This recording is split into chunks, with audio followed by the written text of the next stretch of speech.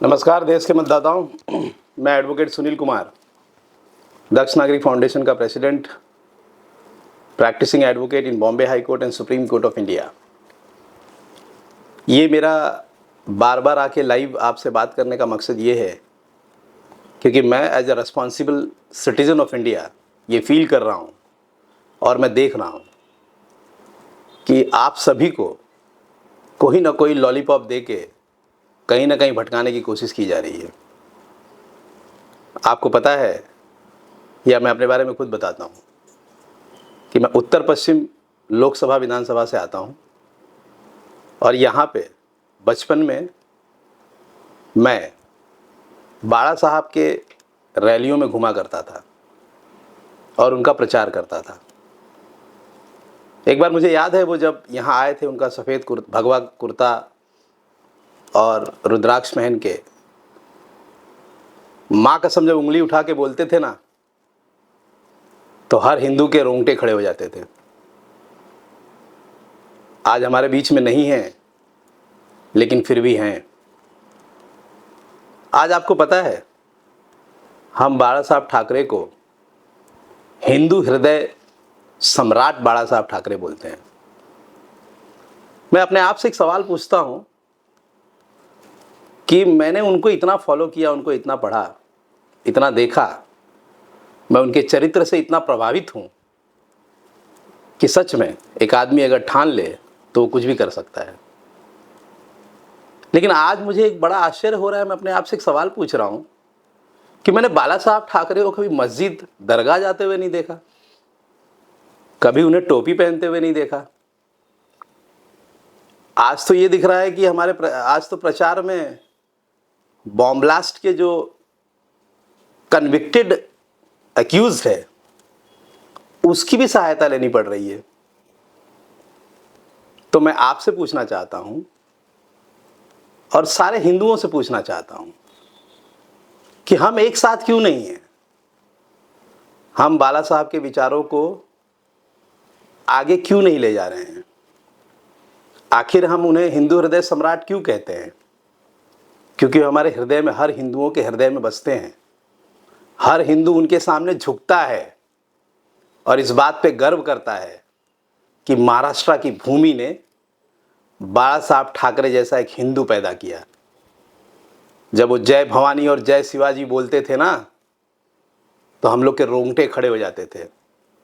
और आज के 25 साल पहले भी हमें हिंदू होने पे गर्व होता था। ये वीडियो के माध्यम से मैं आपसे यही बोलना चाहता हूं कि उनका जो खून है ना, वो आज भी दौड़ रहा है और वो हर हिंदू में दौड़ रहा है।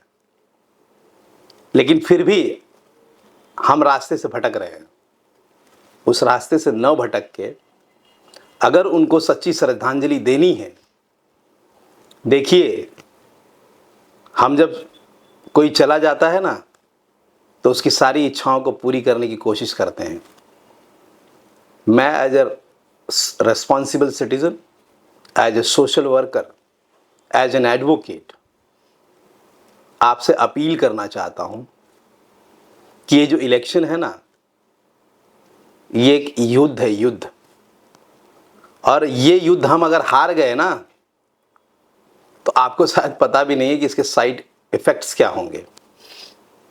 क्योंकि हम बटे हुए हैं, बाकी के लोग बटे हुए नहीं हैं। वो एक साथ हैं, उनका इरादा एक है। हम भूल जा रहे हैं सब कुछ। क्यों भूल जा रहे हैं? आपको याद होगा कि जब हिंदुस्तान और पाकिस्तान का मैच वानखेड़े स्टेडियम में खेला जाने वाला था, तो पहले व्यक्ति बाला साहब ठाकरे थे जिन्होंने बोला था कि ये मैच मैं नहीं होने दूंगा, और वो मैच नहीं हुआ।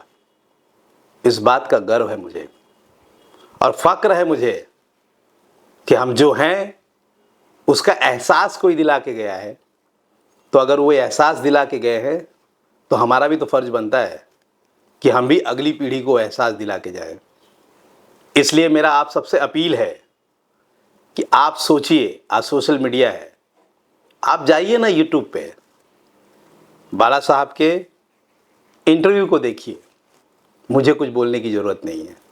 आपकी अदालत का उनका जो इंटरव्यू है, उस इंटरव्यू को देखिए, या जो बाबरी मस्जिद के बारे में उनसे सवाल पूछा गया उस इंटरव्यू को देखिए। क्या बोलते हैं, क्या बेबाक बोलते हैं। अभी भी बोलते हैं ना तो ऐसा लगता है कि वो है ही नहीं, वो ऐसा लगता है कि वो हमारे बीच में नहीं है, ये मानने को दिल तैयार नहीं होता है।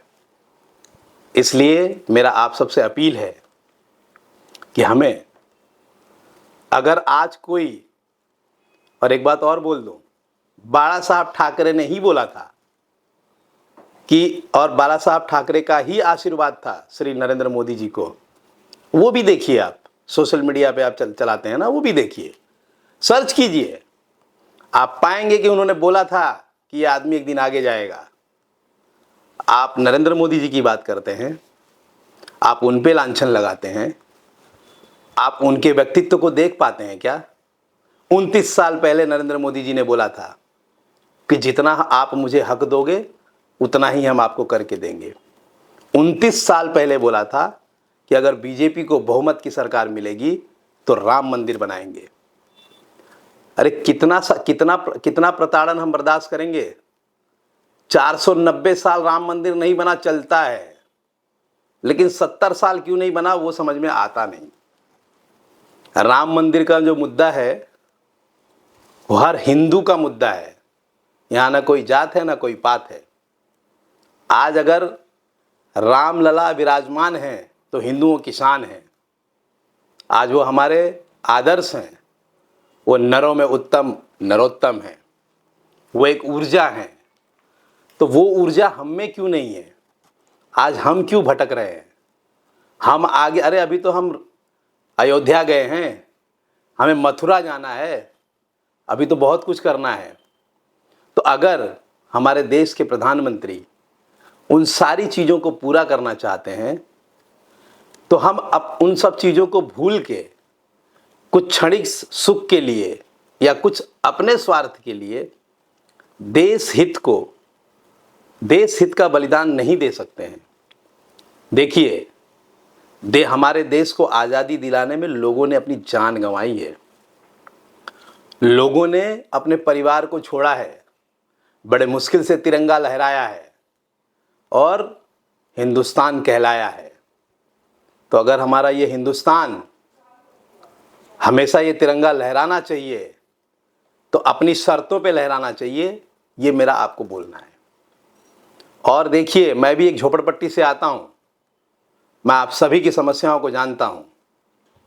आपको क्या प्रॉब्लम है सब पता है मुझे, क्योंकि 27 साल मैंने झोपड़पट्टी में बिताई है। लेकिन मैं आपसे फिर बोलना चाहता हूं, आज मैं बाला साहब के बारे में इसलिए बात कर रहा हूं क्योंकि वो मेरे आदर्श हैं। मैं जब मुश्किल से 12-13 साल का था तो हम इनके फोटो को अपने घरों में रखते थे। आज भी हम इनके फोटो को अपने घरों में रखते हैं। आज भी अगर मुझे मोटिवेशनल कुछ सुनना पड़ता, अगर मन करता है तो मैं श्री बाला साहब ठाकरे को सुनता हूं। आज भी जब मेरा मन टूटता है या हिम्मत टूटती है तो मैं बाला साहब ठाकरे को देखता हूं। आज भी जब मुझे कुछ अलग करने का मन करता है या कहीं लगता है कि नहीं यार ये मुझसे नहीं हो सकता है, फिर भी मैं बाला साहब ठाकरे को देखता हूं। हिंदू हृदय सम्राट बाला साहब ठाकरे कभी किसी के आगे झुके नहीं। लोग उनसे आके मिलते थे, लोग उनसे मदद मांगते थे, वो किसी से नहीं मांगते थे। तो आज अगर हम उनके वंशज हैं तो हमें उन्हीं की चीज़ों को आगे बढ़ाना पड़ेगा और किसी भी बहकावे में ना आके हमें वोट मोदी जी के लिए ही करना पड़ेगा। क्योंकि जो वो कर रहे हैं, सच्चाई तो हमेशा सबको बुरी लगती है, जो वो कर रहे हैं देश हित में कर रहे हैं। ना उनका परिवार है, ना उनका कोई विल बनने वाला है, ना विरासत में किसी को कुछ देने वाले हैं।